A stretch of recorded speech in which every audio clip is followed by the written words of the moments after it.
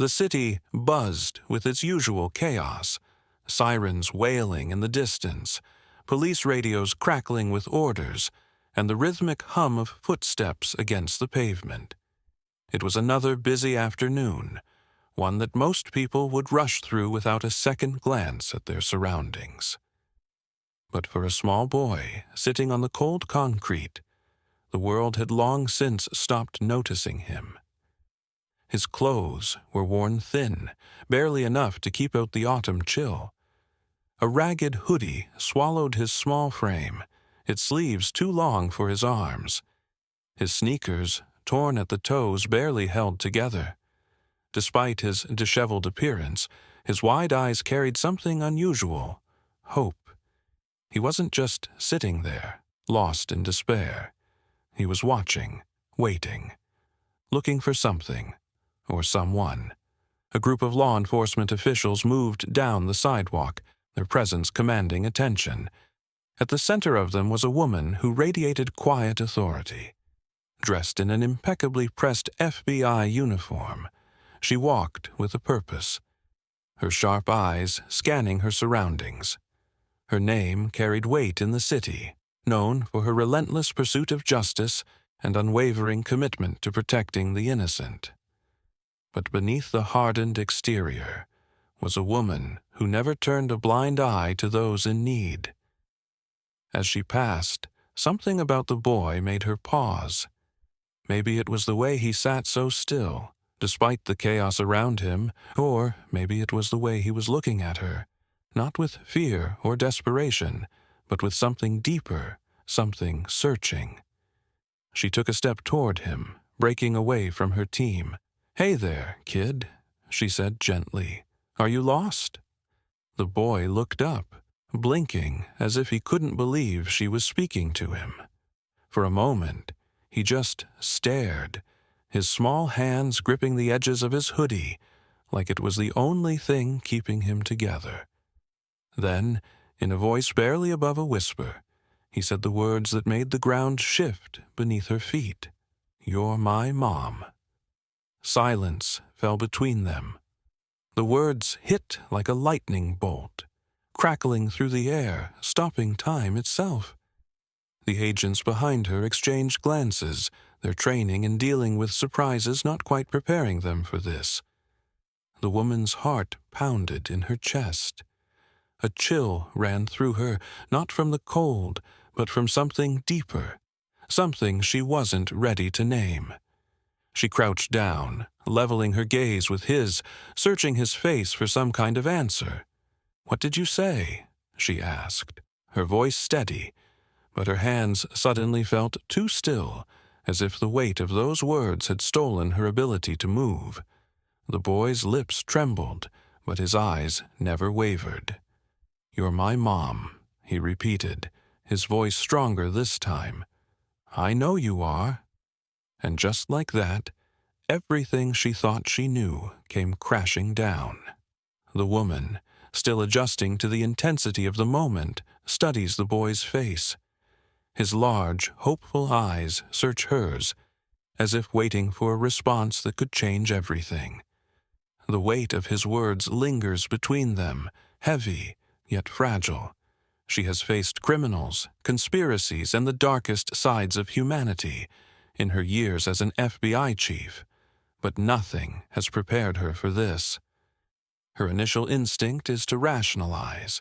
Perhaps he's mistaken, a child grasping for familiarity in a world that has shown him little kindness. But something in his voice, the quiet conviction beneath his words, strikes a chord deep within her. Kneeling down to his level, she gently asks, "Why do you think I'm your mom?" The boy hesitates, as if choosing his words carefully before speaking again. "I don't know," he admits. "I don't remember much, just little pieces. But when I saw you, I felt like I knew you, like you were supposed to be part of my life." Her breath catches in her throat.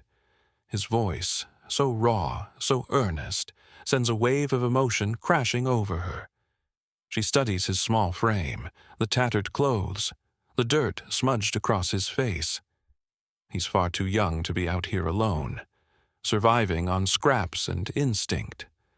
The thought of a child, this vulnerable being abandoned, forgotten by the world, stirs something fierce inside her. She carefully reaches out, brushing a stray curl from his forehead. "What do you remember about your parents?" she asks, her voice softer now, less the voice of an FBI chief and more that of someone who sees a lost soul in need of something more. The boy frowns in concentration, as if pulling memories from the depths of a foggy past. "I remember a woman," he says. "She had a voice that made me feel safe, but I don't remember her face.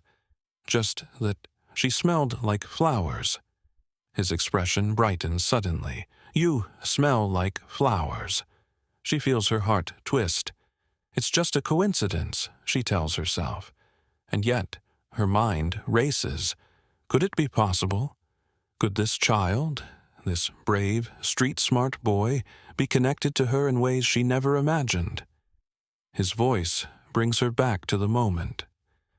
"I've been looking for my mom," he says quietly. "I don't know where she is, but I keep thinking, maybe she's looking for me too." The words cut through her like a blade. In her years of chasing criminals and solving cases, she has always believed in the power of evidence, in facts over feelings. But now, staring into the hopeful eyes of this child, she wonders if, for the first time in her career, the truth is something she can feel before she can prove. As the chaos settles and the boy sits in a warm, safe space within the FBI headquarters, a wave of relief washes over him. For the first time in what feels like forever, he's surrounded by people who see him not as a problem, but as a child in need of protection. The room is quiet, save for the soft hum of a heater and the distant sounds of agents working beyond the glass doors. The boy, still unsure of what comes next, keeps his gaze low, his small hands gripping the edges of his sleeves. The FBI chief watches him closely, her heart aching at the sight of his exhaustion and uncertainty. She had faced hardened criminals, led high-profile investigations, and navigated the complexities of national security. But nothing had prepared her for the raw, silent plea in the boy's eyes. It was a look she had seen in far too many children, abandoned, forgotten, or simply lost in a world that had been unfair to them. She kneels beside him, lowering herself to his level, ensuring that he sees her not as an authority figure but as someone who genuinely cares. "Hey," she says softly, "you're safe now." The boy finally looks up, his eyes scanning hers for any sign of deception. Trust is not something he has been given reason to believe in, but something about her presence makes him want to. He doesn't speak, but he doesn't look away either. A deep breath escapes her lips as she speaks again. "I don't know everything you've been through, but I know this. You don't deserve to be alone." For the first time, something in the boy's posture shifts, his shoulders sagging slightly, as if the weight he carries has momentarily lightened. He stares at her, hesitant but listening. The chief's voice grows softer, more personal. "I may not be your mom, but I want you to know that there are people in this world who will fight for you. If I could be your mom, I would." The boy's lip trembles, and for a moment it seems as if he might break down. But he swallows hard, forcing back whatever emotion threatens to escape. The words had hit him harder than he expected. No one had ever said something like that to him before. She doesn't press him to speak. Instead, she gives him time, letting him process the unfamiliar feeling of being cared for.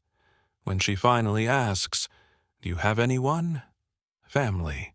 A place to go?" The boy shakes his head almost immediately. His response isn't surprising, but it still stings. The thought of a child with no place to call home, no one to look after him, fuels the fire in her heart. "Well," she says, determination solidifying in her voice, "we're going to change that." The boy frowns slightly, not in rejection but in confusion. He's heard promises before, but they've always been empty. She leans forward, her eyes steady. "I mean it. I'm not going to let you slip through the cracks. We'll find a way." For the first time since their encounter began, there is something close to hope in the boy's expression. It's small, fragile, and hesitant, but it's there. The FBI chief doesn't need to say anything more. In that moment, a silent understanding passes between them, a connection that neither had expected, but both desperately needed. And for the boy, perhaps for the first time in his life, he begins to believe that maybe, just maybe, he isn't alone after all. The woman doesn't hesitate after the brief but impactful encounter. While many would walk away, dismissing the sight as just another sad reality of life, she cannot ignore the ache in her heart.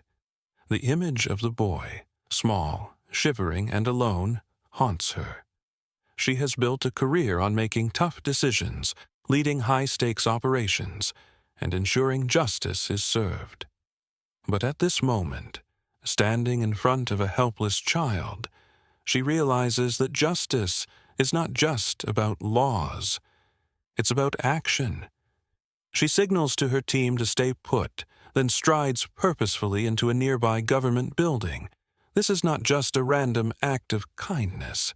This is what leadership looks like. As she walks down the hallway toward her office, her mind races through possible solutions. She picks up her phone and dials a contact at Child Protective Services. The woman on the other end of the line listens carefully as she explains the situation, immediately sensing the urgency in her voice. "I need immediate placement for a child I just found on the streets," she says firmly, pacing the length of her office. "No delays, no red tape. I need action now." The voice on the other end hesitates. "We're overbooked as it is, ma'am, but I'll see what I can do." The FBI chief isn't satisfied with vague assurances. She knows how bureaucracy works, and she won't allow the child to become another statistic lost in the system. She calls in a few more favors, reaching out to organizations dedicated to supporting homeless youth. Each call she makes carries weight, her reputation ensuring that people take her seriously. She then contacts a trusted social worker, someone she has worked with on child trafficking cases before. "I need you to meet me as soon as possible," she instructs. "There's a boy who needs immediate care. We need to find his family or get him into a safe home." The social worker asks for details, and the chief provides everything she knows so far.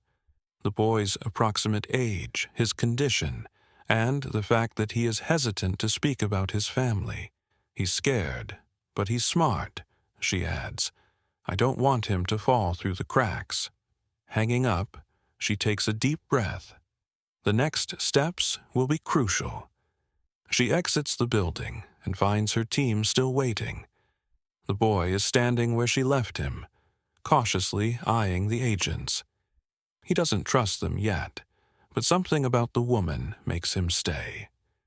She kneels down to his level, her tone softer now. "I found a safe place for you. People who can help," she says. "No one's going to hurt you." He hesitates, but something about her presence, the calm confidence, the unwavering gaze, tells him she's telling the truth. After a long silence, he nods. The social worker arrives soon after, and together they drive to a shelter that specializes in helping at-risk youth. It's a temporary solution, but it's better than the streets. Along the way, the boy remains quiet, watching the city lights blur past the car window. When they arrive, the chief walks him inside personally, ensuring he's given clean clothes, food, and a warm bed for the night. She doesn't leave until she's satisfied that he is safe. Before stepping out, she turns back and sees him looking at her, uncertain but no longer afraid. "Tomorrow, we'll figure out the rest," she tells him. "You're not alone anymore." The weight of those words lingers in the air. It's not just a promise, it's a commitment. The boy may not understand the full significance of it yet, but for the first time in a long while, he believes that maybe, just maybe, things can change. The boy's life takes a turn he never imagined. After being rescued from a life of fear and uncertainty, he is placed in a safe home where, for the first time in years, he experiences genuine security. No longer having to fend for himself on the streets or worry about where his next meal will come from, he slowly begins to adjust to a world where kindness is not a fleeting moment, but a constant presence. At first, the transition is overwhelming. Accustomed to surviving on his own, he finds it difficult to trust the adults around him. Simple gestures, like a warm bed, a home-cooked meal, and the gentle reassurance of a caregiver, feel foreign. His instincts tell him to stay guarded, to expect disappointment. But as the days turn into weeks, and the care he receives remains consistent, the walls he built around himself start to crumble. One of the first major milestones in his new life is his enrollment in school. The idea of structured education had once seemed impossible, something meant for other kids, not for someone like him. But with encouragement from the caring adults around him, he starts attending classes. At first, he struggles, not academically, but emotionally. Sitting in a classroom, surrounded by other children who haven't faced the hardships he has, he feels like an outsider. But with time, he begins to see school as an opportunity, not just an obligation. He discovers a love for reading, fascinated by stories that take him to different worlds, and finds himself excelling in subjects he never thought he would enjoy. His health also improves significantly. Malnutrition and exhaustion had taken a toll on him, but with regular meals, medical checkups, and a safe place to rest, he starts looking and feeling stronger. He learns the importance of self-care, something he never had the luxury of considering before. He no longer has to rely on his instincts for survival. He can finally just be a kid. Throughout his journey, the FBI chief remains a constant presence. What started as a professional duty becomes something deeper, a genuine bond built on trust and care. She visits him regularly, not out of obligation, but because she wants to. Their conversations are no longer just about his case or his past. They are about his future. She encourages his dreams, listens to his fears, and reassures him that he is not alone. She becomes more than just the person who saved him. She becomes his mentor, his guide, and in many ways, the first true parental figure he has had in years. She teaches him about resilience, about how strength isn't just about surviving hardships, but also about allowing yourself to heal and accept love when it's given freely. For the first time in his life, the boy begins to believe that he has a future beyond survival. He starts setting goals, thinking beyond the next meal or the next night's shelter. He talks about what he wants to be when he grows up, about how he wants to help others the way he was helped. The FBI chief watches his transformation with quiet pride, knowing that this is why she does what she does. It is not just about catching criminals or solving cases. It is about changing lives, about giving someone a second chance when the world had nearly given up on them. And as she sees the boy smile, genuinely and without hesitation, She knows that this is only the beginning of something truly remarkable. As the young man stepped into the grand FBI headquarters, he took a deep breath, absorbing the weight of the moment. The once timid boy who had been lost and afraid was now a confident, successful individual, walking with purpose. The memories of his past, of the life he left behind, no longer haunted him, but served as stepping stones that brought him here today. He made his way to the office of the FBI chief, the woman who had once saved him, not just from danger, but from a life that seemed destined for hardship. His heart raced, but not from nerves, rather from an overwhelming sense of gratitude. He owed everything to her. The door was slightly ajar, and as he peeked in, he saw her, still as poised and powerful as ever. Her sharp, intelligent eyes met his, and for a brief moment neither of them spoke. Then a warm smile spread across her face. "You finally made it," she said, standing up and walking toward him. Without hesitation, he wrapped his arms around her in a firm hug, the kind that spoke volumes beyond words. "You were like a mom to me," he whispered, his voice slightly shaking with emotion. She held on to him tightly before pulling back to study his face. He was no longer the scared boy she had taken under her wing. He was a man now, strong, determined, and filled with potential. A man she had helped shape. A full-circle moment. The FBI chief led him to a seat across from her desk, but they both knew this was no ordinary meeting. They had shared something deeper than a mentor-mentee relationship. This was family. "I always knew you would do great things," she said, pride shining in her eyes. "But seeing you here today, looking at the man you've become, I can't tell you how proud I am." He smiled, shaking his head slightly. "None of this would have been possible without you. You gave me a second chance when no one else did. You didn't just save my life. You gave me a new one." She leaned back, reflecting on the journey that had led them both here. "You were always my son in every way that matters," she admitted, her voice softer now. "It was never about duty or responsibility. I believed in you from the start." The young man swallowed back the emotions swelling in his chest. "I'll never forget what you did for me. I carry it with me every day, and I want to do the same for others." Her eyes glistened with emotion, but her signature strength remained.